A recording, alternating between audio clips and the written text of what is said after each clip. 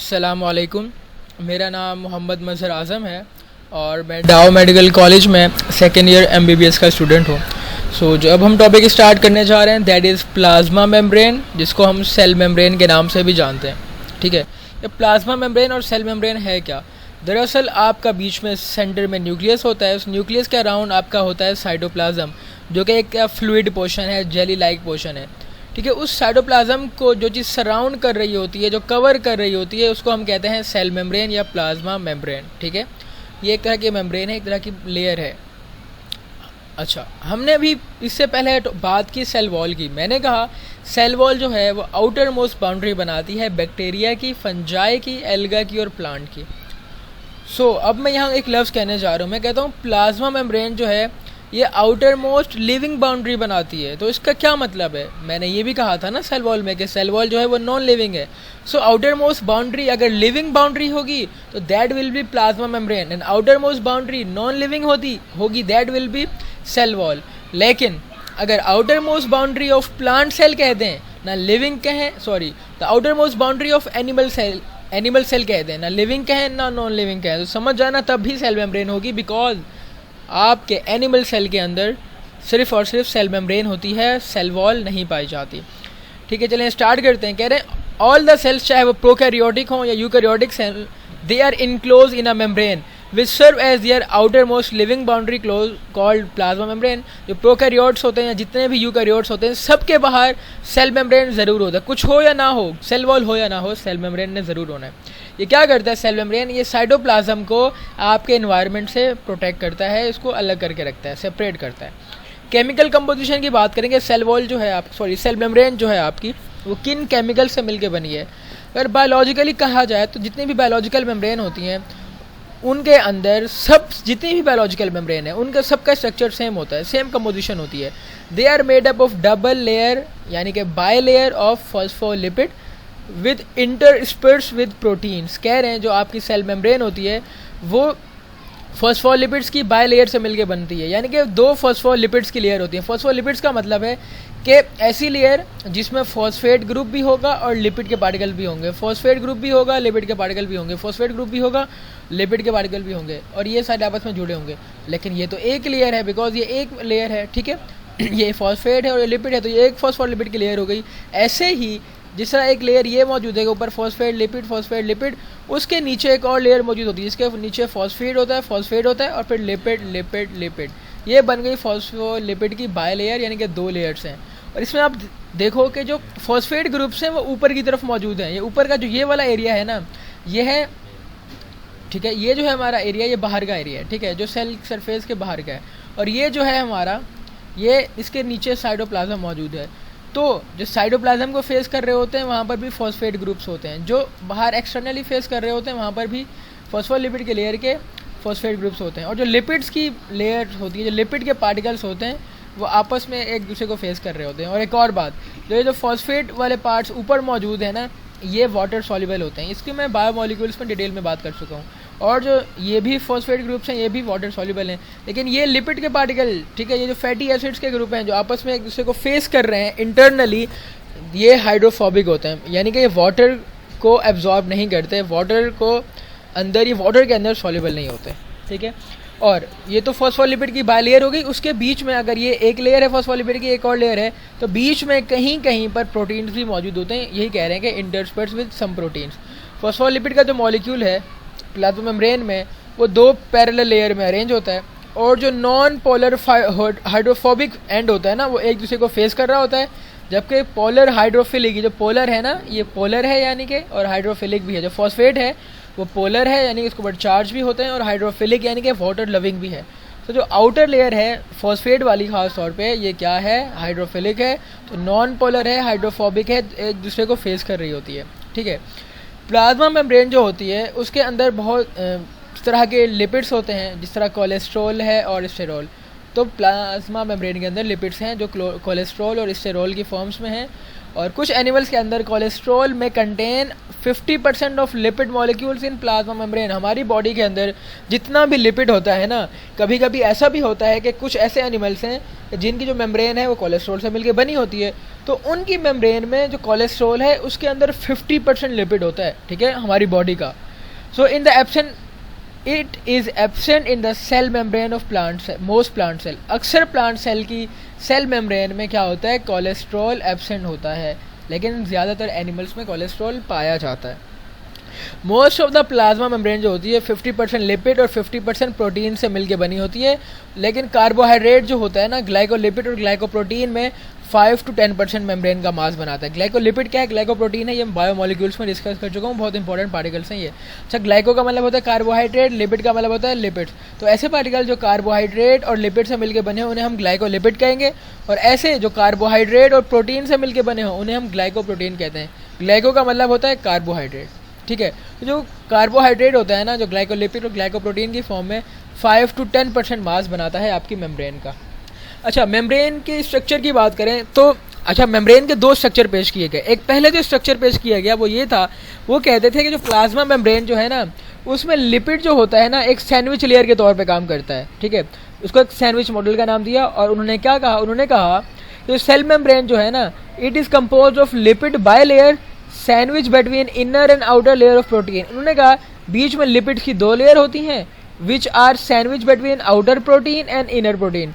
यानी कि बाहर क्या है, प्रोटीन्स हैं, इस तरफ भी प्रोटीन्स हैं, और बीच में लिपिड की दो लेयर्स हैं जो सैंडविच की गई हैं, जो सैंडविच की फॉर्म में मौजूद हैं, ठीक है। तो जैसे सैंडविच के बीच में हम लोग डिफरेंट चीज़ें रख देते हैं, लाइक कबाब वगैरह, जो भी हो, ऊपर क्या होता है, हमारा ब्रेड होता है। तो वो जो ब्रेड का रोल है यहाँ पर वो प्रोटीन्स प्ले कर रहे हैं, और जो हमारे कबाब वगैरह का रोल है वो कौन प्ले कर रहे हैं, this role is played by your lipid, ठीक है। और लिपिड की बाय लेयर यानी लिपिड्स की दो लेयर, ठीक है। जो बेसिक स्ट्रक्चर है ना, जिसमें लिपिड की दो लेयर बीच में सैंडविच होती हैं और ऊपर जो प्रोटीन्स मौजूद होते हैं, इसको हम यूनिट मेम्ब्रेन कहते हैं। और ये उन्होंने कहा कि ये हर सेल ऑर्गेनेली के अंदर होता ही है, लेकिन जो मॉडर्न टेक्नोलॉजी है वो इस बात को गलत साबित करती है। वो कहती है इसमें कोई लिपिड बाय लेयर जो है वो सैंडविच नहीं होती दो प्रोटीन लेयर्स के बीच में, बल्कि लिपिड बाय लेयर का, उन्होंने फॉस्फोलिपिड बाय लेयर का एक स्ट्रक्चर उन्होंने पेश किया, that was called fluid mosaic model. जो फ्लूइड मोज़ाइक मॉडल पेश किया गया उसके अकॉर्डिंग क्या है, उसके अकॉर्डिंग उन्होंने ये कहा कि हमारी प्लाज्मा मेम्ब्रेन या सेल मेम्ब्रेन जो है वो लिपिड्स की दो फॉस्फोलिपिड्स की बाय लेयर से मिलकर बनी है, ठीक है। यहाँ ये फॉस्फेट पार्ट है, तो फॉस्फेट के पार्ट है ये वाले, और ये भी फॉस्फेट है, और बीच में लिपिड है और उसका ऊपर का लिपिड। तो according to fluid mosaic model जो आपकी सेल मेम्ब्रेन होती है उसके अंदर क्या होता है, उसके अंदर होता है फॉस्फोलिपिड की बाय लेयर, ठीक है। फॉस्फोलिपिड की दो लेयर्स होती हैं, और कहीं कहीं पर प्रोटीन्स जो होते हैं मौजूद होते हैं, और प्रोटीन्स जो होते हैं they are like iceberg in the sea, यानी कि पूरा एक जो है ना सी है, समंदर किसका है, फॉस्फोलिपिड्स के मॉलिक्यूल्स का, और उसके बीच में क्या मौजूद है, आइसबर्ग। इस तरह एक आ जाता है ना बर्फ़ का एक तरह का बड़ा सा स्ट्रक्चर, तो बहुत बड़ी बर्फ़ जिस तरह होती है सी के अंदर, उसको हम आइसबर्ग कहते हैं। सेम इसी तरह प्रोटीन्स मौजूद होते हैं, इंटरस्पर्स्ड होते हैं, ठीक है, या डिस्पर्स्ड होते हैं आपकी फॉस्फोलिपिड बायलेयर्स में। और प्रोटीन्स की दो टाइप्स होती हैं, ठीक है। इंटीग्रल प्रोटीन्स हैं, वो प्रोटीन जो पूरी तरह से अंदर बाहर मौजूद हैं, उनको हम कहते हैं इंटर प्रोटीन्स, ठीक है, इंटीग्रल प्रोटीन्स। और कुछ ऐसे प्रोटीन्स भी होते हैं जो अंदर बाहर मौजूद नहीं होते बल्कि पेरीफ्री पे मौजूद होते हैं, जो सेल मेम्ब्रेन की आउटर सरफेस पे मौजूद होते हैं, उनको हम पेरिफेरल प्रोटीन्स कहते हैं। लेकिन ऐसे जो पूरी हमारी मेम्ब्रेन को क्रॉस कर रहे होते हैं हम उन्हें इंटीग्रल प्रोटीन्स कहते हैं, ठीक है। सो दिस इज़ हाउ हम इस डायग्राम को पेश कर रहे हैं। अच्छा, इसके साथ साथ ये आपकी जो पूरी फॉस्फोलिपिड की मेम्ब्रेन है उसमें ये प्रोटीन्स भी मौजूद हैं, कुछ कोलेस्ट्रॉल भी मौजूद है। देखो ये कोलेस्ट्रॉल का स्ट्रक्चर नज़र आ रहा होगा ग्रीन ग्रीन, इसको हम जूम इन करके देखें तो ये कोलेस्ट्रॉल भी मौजूद है। कोलेस्ट्रॉल यानी कि एक तरह का स्टेरॉइड है। इसके साथ साथ देखो आपकी प्लाज्मा मेम्ब्रेन के ऊपर ये कार्बोहाइड्रेट भी मौजूद है, और कार्बोहाइड्रेट अगर प्रोटीन के साथ मिला हुआ है तो इसको ग्लाइकोप्रोटीन्स कहेंगे। तो जो कार्बोहाइड्रेट होता है नॉर्मली अकेला मौजूद नहीं होता आपकी मेम्ब्रेन में, बल्कि ग्लाइकोप्रोटीन की फॉर्म में होता है। और ये बाहर क्या है, एक्स्ट्रा सेलुलर फ्लूइड, यानी कि सेल्स के जो बाहर का जो फ्लूइड होता है ना, एक सेल हो और सेल के बाहर जो भी इन्वायरमेंट है उसको हम एक्स्ट्रा सेलुलर फ्लूइड कहते हैं। इसके साथ साथ और क्या होता है, आपके सेल का जो साइटोप्लाज्म है उसके अंदर ना कुछ फाइलामेंट्स हैं साइटोस्केलेटन के, उस साइटोस्केलेटन के फाइलामेंट भी प्लाज्मा मेम्ब्रेन के आसपास मौजूद होते हैं। इंटीग्रल प्रोटीन भी पार्ट मौजूद हैं। इसके साथ साथ फॉस्फोग्लिसराइड के मॉलिक्यूल्स हैं, यानी कि जो फॉस्फेट से और आपके ग्लिसरॉल यानी कि अल्कोहल से मिलके बने। ग्लिसरॉल का स्ट्रक्चर मैंने डिटेल में डिस्कस किया है इन बायोमोलिक्यूल्स, सो अगर आपको समझना है तो वहाँ पर आप ये वीडियो देख सकते हैं, ठीक है। So this is how plasma membrane is arrange. Glycoproteins हैं और कुछ ग्लाइकोलिपिड्स भी यहाँ पे मौजूद होते हैं, यानी कि जो ग्लाइकोलिपिड इज लाइक लिपिड होता है और साथ में कार्बोहाइड्रेट। तो लिपिड और कार्बोहाइड्रेट तो ग्लाइकोलिपिड की फॉर्म में मौजूद होगा, और लिपिड और अगर आपका कार्बोहाइड्रेट और प्रोटीन्स मौजूद हैं तो ग्लाइकोप्रोटीन की फॉर्म में होंगे। अच्छा, ग्लाइकोप्रोटीन जो होते हैं नॉर्मली वो एंटीजन के तौर पे काम करते हैं। अब एंटीजन क्या होता है यार? एंटीजन इज़ लाइक कि वो आपके सेल की पहचान होती है, ठीक है। अगर आपके सेल एंटीजन ये आपको बताती है ये जो अच्छा हमारी बॉडी के सेल्स के ऊपर ना डिफरेंट एंटीजेंस लगे होते हैं जो ग्लाइकोप्रोटीन्स होते हैं। वो क्या बताते हैं? वो हमें पहचान कराने में मदद देते हैं कि ये सेल जो है क्या मेरे ही बॉडी का है या नहीं है। सो एंटीजन ये रोल प्ले कर रहे होते हैं कि आपको बता रहे होते हैं कि क्या ये सेल जो है हमारा अपना है या बाहर का है, ठीक है। अगर बाहर का होता है तो उसके अगेंस्ट एंटीबॉडी प्रोड्यूस कर दी जाती है जो उसको जाके ख़त्म कर देती है। तो फ्लूइड मोज़ाइक मॉडल जो था वो सिंगर एंड निकल्सन ने पेश किया था, ठीक है, which is a working model of plasma membrane non is fluid mosaic model. और इस मॉडल के अकॉर्डिंग लिपिड की बायलेयर होती है, ठीक है, वो कोर बनाती है मेम्ब्रेन की, ठीक है। और जो लिपिड के मॉलिक्यूल्स जो होते हैं they are present in a fluid state able to rotate. जो लिपिड के मॉलिक्यूल्स होते हैं वो फ्लूइड की फॉर्म में मौजूद होते हैं जो रोटेट भी कर सकते हैं, ठीक है, आगे पीछे मूव भी कर सकते हैं। Translatory motion is like linear motion, और वाइब्रेट भी कर सकते हैं। इसके साथ साथ वो लेटरली यानी कि आगे पीछे भी मूव कर सकते हैं within the layers of membrane. तो लिपिड के मॉलिक्यूल्स फ्लूइड की फॉर्म में मौजूद हैं, रोटेट, ट्रांसलेट, वाइब्रेट और लेटरली मूव भी कर सकते हैं। प्रोटीन्स भी मौजूद होते हैं in the bilayer of phospholipid which are in form of iceberg. मैंने कहा The structure and arrangement of membrane protein in the fluid mosaic model is like iceberg in the sea। ये मैंने कहा कि आइसबर्ग जिस तरह होता है ना सी में, ये भी उस तरह हमारे फॉस्फोलिपिड्स के अंदर मौजूद है। प्रोटीन जो होता है it occurs as a mosaic of discontinuous particle. Protein जो होते हैं वो कुछ डिसकंटिन्यूस पार्टिकल्स की फॉर्म में होते हैं that penetrate deeply into and even completely through lipid sheet. यहाँ पर हमने देखा कि कुछ प्रोटीन जो इंटीग्रल प्रोटीन्स होते हैं वो डीपली पेनिट्रेट कर जाते हैं हमारी फॉस्फोलिपिड की लेयर को, पूरी लिपिड की शीट को, ठीक है। तो इंटीग्रल प्रोटीन्स खास तौर पर ये वाला रोल प्ले करते हैं, ठीक है। They penetrate deeply and even completely through the lipid sheet. जो कंपोनेंट है हमारे प्लाज्मा मेम्ब्रेन के दे आर मोबाइल यानी कि मूव कर सकते हैं and they are capable of coming together to engage in various type of transient and semi permeable interaction. Semi permeable interaction का मतलब है कि जो हमारे मॉलिक्यूल्स जो होते हैं ना सेल मेम्ब्रेन के वो आगे पीछे होके कंट्रोल करते हैं, ये डिसाइड करते हैं कि कौन सा मॉलिक्यूल अंदर आएगा कौन सा नहीं आएगा। तो सेल वॉल परमिएबल थी, वो सबको आने देती थी, लेकिन आपकी सेल मेम्ब्रेन सेमी परमिएबल है यानी कि कुछ को आने देती है कुछ को नहीं आने देती। अगर हम प्रोटीन्स की बात करें जो आपकी लिपिड बायलेयर के साथ मौजूद होते हैं उनकी दो टाइप्स हैं। They are integral proteins, integral को हम इंट्रिंसिक प्रोटीन भी कहते हैं, या फिर पेरिफेरल प्रोटीन जिनको हम एक्सट्रिंसिक प्रोटीन्स भी कहते हैं। अच्छा, वो proteins that are directly incorporated within the lipid bilayer are called integral proteins. वो प्रोटीन्स जो आपकी लिपिड्स के लेयर के अंदर डायरेक्टली इनकॉर्पोरेटेड होते हैं यानी कि फुली इनकॉर्पोरेटेड होते हैं, डीपली पेनिट्रेटेड होते हैं, उनको हम इंटीग्रल प्रोटीन्स कहते हैं या intrinsic protein. Some of these proteins are believe to provide a channel. ये क्या करते हैं? ये जो इंटीग्रल प्रोटीन्स होते हैं ना, ये एक तरह का रास्ता प्रोवाइड करते हैं through which water soluble substances such as ions can pass back and forth between extra cellular and intra cellular component. देखो मैंने बात की जो आपकी सेल मेम्ब्रेन है उसके अंदर ना लिपिड बहुत ज़्यादा है। लिपिड जो होता है हाइड्रोफोबिक होता है, वो वाटर के मॉलिक्यूल्स को या वाटर सॉल्युबल सब्सटेंसेस को, यानी वाटर सॉल्युबल सब्सटेंसेस वो होती हैं जिनके ऊपर चार्ज होता है, तो उन चार्ज या पोलर वाली चीज़ों को अपने अंदर से पास नहीं होने देगा। तो उन चीज़ों को पास करने के लिए हमारी सेल मेम्ब्रेन के अंदर ये इंटीग्रल प्रोटीन्स मौजूद होते हैं जो उन चीज़ों को आर पार होने देते हैं, ठीक है। और आयंस को भी, बिकॉज आयंस भी चार्ज होते हैं बिटवीन एक्स्ट्रा सेलुलर सेल के बाहर और इंट्रा सेलुलर कंपार्टमेंट सेल के अंदर की चीज़ों के दरमियान। पेरिफेरल प्रोटीन जो होते हैं एक्सट्रिंसिक प्रोटीन्स होते हैं जो आपकी सेल मेम्ब्रेन के बाहर मौजूद होते हैं, जो ग्लाइकोप्रोटीन और ग्लाइकोलिपिड है, ठीक है, which is outside the lipid layer on either side, या तो एक्स्ट्रा सेलुलर की इस तरफ होते हैं या साइटोप्लाज्म की सरफेस की तरफ होते हैं, और they are loosely associated with membrane. These protein में भी जो प्रोटीन्स है उनके अंदर लिपिड होगा। अगर प्रोटीन्स के अंदर लिपिड है तो लिपोप्रोटीन है, और अगर कार्बोहाइड्रेट है तो ग्लाइकोप्रोटीन है। Side chain and are arrange as a mosaic within the cell membrane. जो प्रोटीन्स जो होते हैं किसकी फॉर्म में अरेंज होते हैं? They are arrange in form of mosaic. ये बात आपने याद रखनी है। प्लाज्मा मेम्ब्रेन के फंक्शंस की बात करें, बहुत इंपॉर्टेंट है, ठीक है, आपने इसको गौर से समझना है, मैं इनको एक्सप्लेन भी करूँगा। प्लाज्मा मेम्ब्रेन जो है कह रहे हैं बहुत सारे फंक्शंस प्ले करती है। लाइक रिसेप्टर के तौर पे काम करती है। रिसेप्टर क्या होता है यार? सिग्नल रिसीवर होता है। फॉर एग्जांपल हमारी बॉडी में ना कुछ मैसेंजर्स होते हैं जिनको हम हार्मोन्स वगैरह कहते हैं, वो आते हैं और हमारे सेल की जो मेम्ब्रेन है उसके बाहर जो रिसेप्टर लगा होगा, ये रिसेप्टर उसके साथ बाइंड कर जाएंगे। जब बाइंड कर जाएंगे तो इसकी वजह से जो भी सेल को हुक्म मिलेगा ना, वो हुक्म सेल जो है वो काम अपना करेगा।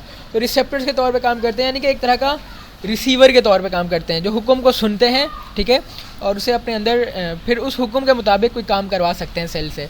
तो रिसेप्टर के तौर पे काम करते हैं। आप जो प्लाज्मा मेम्ब्रेन के अंदर कुछ प्रोटीन्स जो होते हैं वो रिसेप्टर के तौर पे काम करते हैं। तो प्लाज्मा मेम्ब्रेन भी रिसेप्टर के तौर पे काम कर रही है। इसके अंदर चैनल्स होते हैं, मैं बात कर ली इंटीग्रल प्रोटीन्स में। एंजाइम्स यानी कि बायोकैटलिस्ट के तौर पे, यानी कि कुछ ऐसे प्रोटीन्स भी मौजूद होते हैं सेल मेम्ब्रेन के ऊपर जो एंजाइम्स का काम करेंगे, यानी कि जो केमिकल रिएक्शन के रेट को बढ़ाएंगे या कम करेंगे। एंटीजन के तौर पे काम करेंगे, यानी कि जो पहचानने में मदद करेंगे सेल अपना है या बाहर का है। और फ्लूइडिटी यानी कि फ्लूइडिटी को भी मेंटेन करता है। बट द मेन और इम्पॉर्टेंट फंक्शन जो है वो है protection of cell cytoplasm. Protection ज़्यादा इंपॉर्टेंट है। और regulate the flow of solutions कौन से अंदर जाएंगे कौन से बाहर, उनको रेगुलेट करना और मटेरियल को अंदर बाहर आने देना, ठीक है, खास लिमिटेशंस के अंदर, यानी कि सबको नहीं, किसी किसी को। ये जो लिमिटेशंस होती हैं they are check by inflow of material across membrane which is necessary to maintain soluble pH.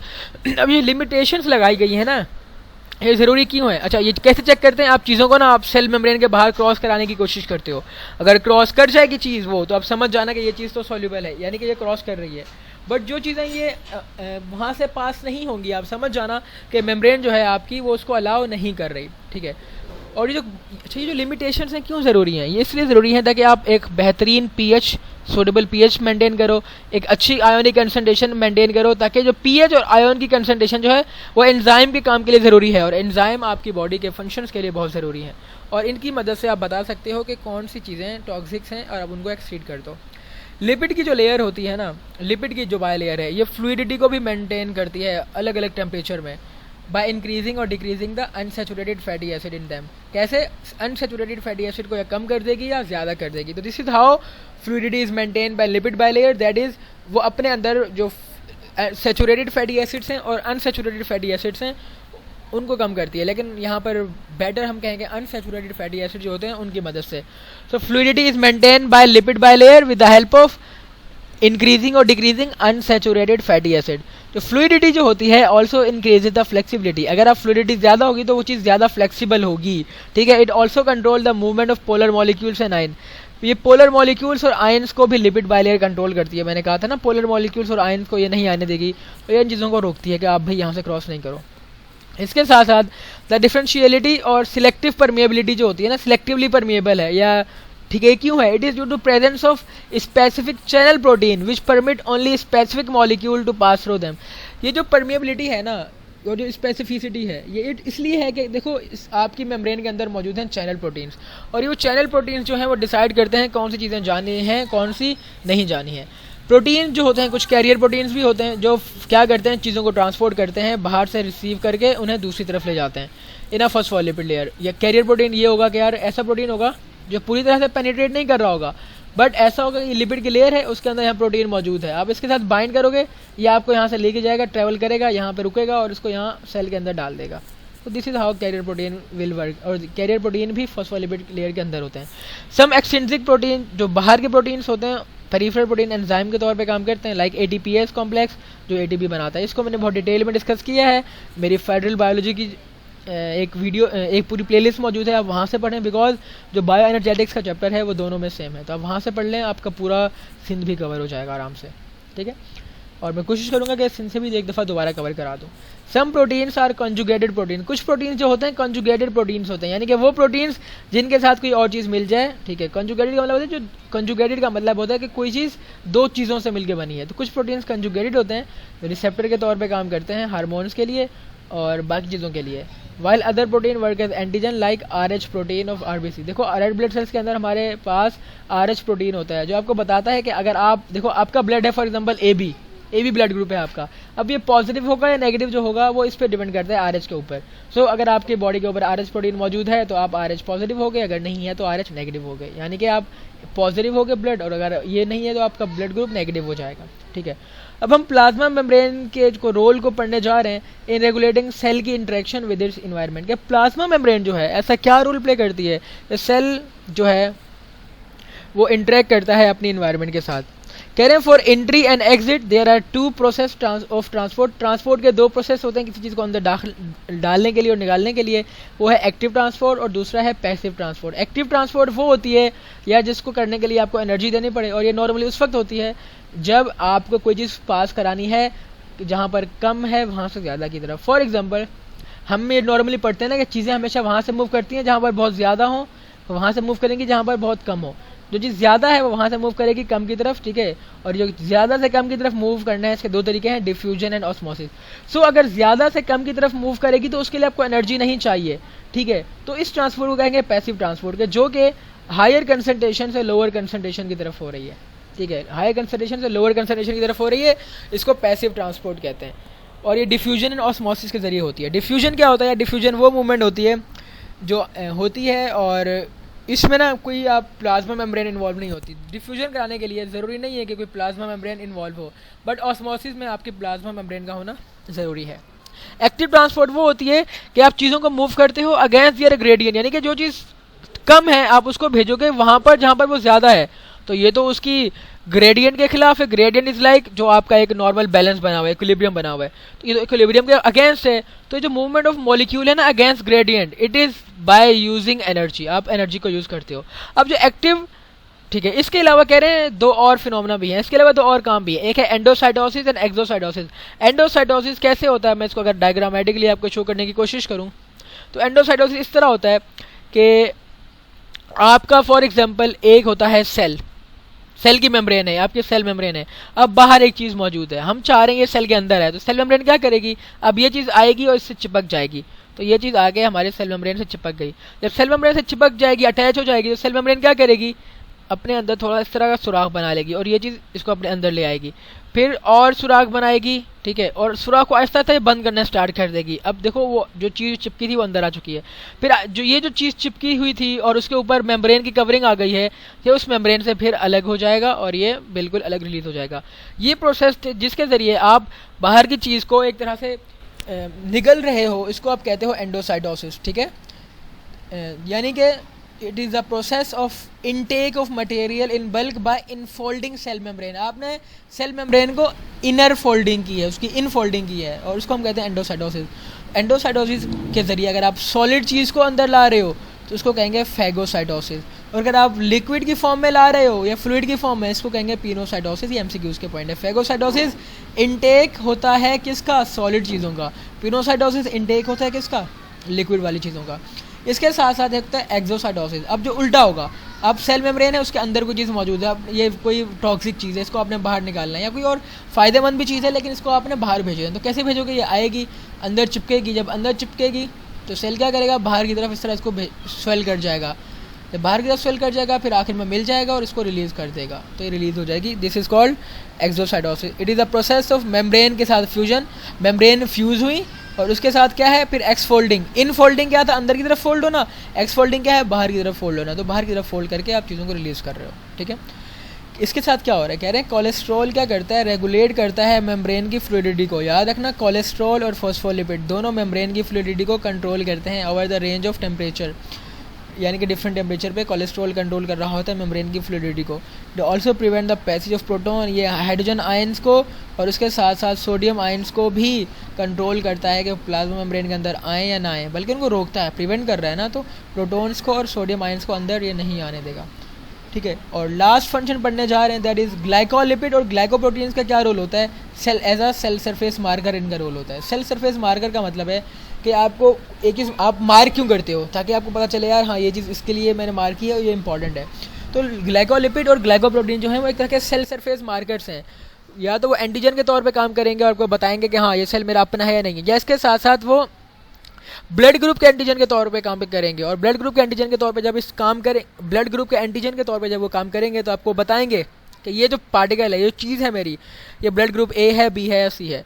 तो ग्लाइकोलिपिड जो होता है, it is form on the outer side of phospholipid bilayer of plasma membrane in eukaryotic cell. जो glycolipid होता है, it is found on the outside of phospholipid. Glycolipid जो है phospholipid के बाहर पाया जाता है प्लाज्मा मेम्ब्रेन की तरफ इन यूकैरियोटिक सेल। तो अगर ये सेल मेम्ब्रेन है, प्लाज्मा मेम्ब्रेन है, इसके बाहर पाया जाएगा ग्लाइकोलिपिड, यानी कि वो पेरिफेरल प्रोटीन है। प्रोटीन और ग्लाइकोलिपिड दोनों पेरिफेरल प्रोटीन है या एक्सट्रिंसिक प्रोटीन है। इसका मेन फंक्शन जो होता है, it is the maintain the stability of membrane को स्टेबल रखता है ग्लाइकोलिपिड, और फैसिलिटेट करता है कि सेल आपस में इंटरेक्ट करें, दैट इज सेल आपस में चिपक जाएं टू फॉर्म अ टिश्यू। अब देखो, आपने बहुत सारे सेल्स को मिला के टिश्यू भी तो बनाना होता है ना, उन टिश्यू की फॉर्मेशन के लिए ग्लाइकोलिपिड आपके लिए बहुत ज़रूरी है, बिकॉज ये उनकी अधेशन कराते हैं। अधेशन का मतलब है चिपकाते हैं उनको।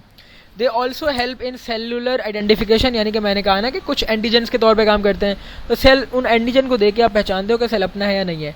तो हेल्प इन सेलुलर आइडेंटिफिकेशन, ठीक है, during immune response. Immune response ये होता है कि आपकी बॉडी में कोई बीमारी हो गई है, तो आपकी बॉडी जो है ना, उस बीमारी को ख़त्म करने के लिए कुछ स्ट्रक्चर्स बनाती है, कोई सेल्स छोड़ देती है कि जाओ तुम लोग उस बीमारी को ख़त्म करके आओ। अगर अब वो जो स्ट्रक्चर्स होते हैं ना, उनके अंदर एबिलिटी होती है कि उस सेल्स को ख़त्म कर देंगे। अब अगर ऐसा हो गया कि उन स्ट्रक्चर्स ने हमारे सेल के इंपॉर्टेंट सेल्स को ख़त्म कर दिया, वो उन सेल्स को भी खा गए, उनको भी मार दिया जो कि आपके नॉर्मल सेल्स थे, तो फिर तो आप मर जाओगे फ़ौरन से, आपके सेल्स सारे डेथ होना स्टार्ट हो जाएगी। लेकिन ऐसा नहीं होता। जो सेल्स आपकी बॉडी बनाती है बीमारी को ख़त्म करने के लिए, वो आपकी अपनी बॉडी के सेल्स को कोई नुकसान नहीं पहुंचाते। उसका रीज़न ये है कि जो आपकी अपनी बॉडी है उसके ऊपर कुछ खास एंटीजेंस मौजूद होते हैं जो आपकी अपनी बॉडी के सेल्स के ऊपर ही मौजूद हो सकती हैं, बाहर वाले पे नहीं हो सकती। और जो बाहर से सेल आता है उसके ऊपर भी एंटीजन मौजूद होते हैं, लेकिन वो आपकी अपनी बॉडी के नहीं होते। तो ये जो आप बॉडी अपने इम्यून रिस्पॉन्स के दौरान अपने सेल्स रिलीज़ करती है, एंटीबॉडी रिलीज़ करती है, वो पहचान लेते हैं कि जो बाहर की चीज़ है या अंदर की चीज़ है, एंटीजन की मदद से। इसके साथ साथ ये एक रिसेप्टर के तौर पर भी काम करता है फॉर वायरसेस एंड पैथोजन। कोई वायरस, हम HIV स्ट्रक्चर को डिटेल में हमने पढ़ा है, तो आप ये ए सेलुलर लाइफ के अंदर भी देख सकते हैं कि किस तरह एक रिसेप्टर जो होता है वो उससे आके हमारा वायरस चिपक जाता है। जब वायरस चिपक जाता है तो बीमारी भी करवा देता है। तो फ़ायदे तो हैं, साथ में बीमारी भी इसी रिसेप्टर की वजह से हो रही है। इसके साथ साथ जो ग्लाइकोप्रोटीन्स हैं और ग्लाइकोलिपिड दोनों प्रेजेंट होते हैं हमारे रेड ब्लड सेल्स की सरफेस के ऊपर। हमारा ये रेड ब्लड सेल है, ठीक है, उसकी सरफेस के ऊपर क्या मौजूद होते हैं? मौजूद होते हैं ग्लाइकोप्रोटीन्स एंड ग्लाइकोलिपिड। और वो क्या करते हैं? वो आपका ब्लड ग्रुप बताते हैं कि क्या ब्लड ग्रुप आपका A है, B है, AB है, या अगर आपका A भी नहीं है, B भी वहाँ पे मौजूद नहीं है और AB दोनों मौजूद नहीं है, तो आपका ब्लड ग्रुप O हो जाएगा। सो ये एक डिटेल टॉपिक था जिसको मैंने डिटेल में डिस्कस किया है कि सेल मेम्ब्रेन है क्या, अपना फंक्शन किस तरह रोल प्ले करती है। फिर मैं उम्मीद करता हूँ कि आपको ये लेक्चर पसंद आया होगा। सो इसे ज़रूर लाइक कीजिएगा, कमेंट कीजिएगा, और अगर आपको कोई चीज़ पसंद नहीं आई तो do ask me in comment box. इंशाल्लाह फिर मिलते हैं नेक्स्ट वीडियो में, जिसमें हम साइटोप्लाज्म को स्टार्ट करेंगे और डिफरेंट सेल के ऑर्गेनेलीज के ऊपर वीडियोस बनाएंगे, ठीक है। तो फिर इंशाल्लाह मिलते हैं नेक्स्ट वीडियो में, तब तक के लिए अल्लाह हाफिज़।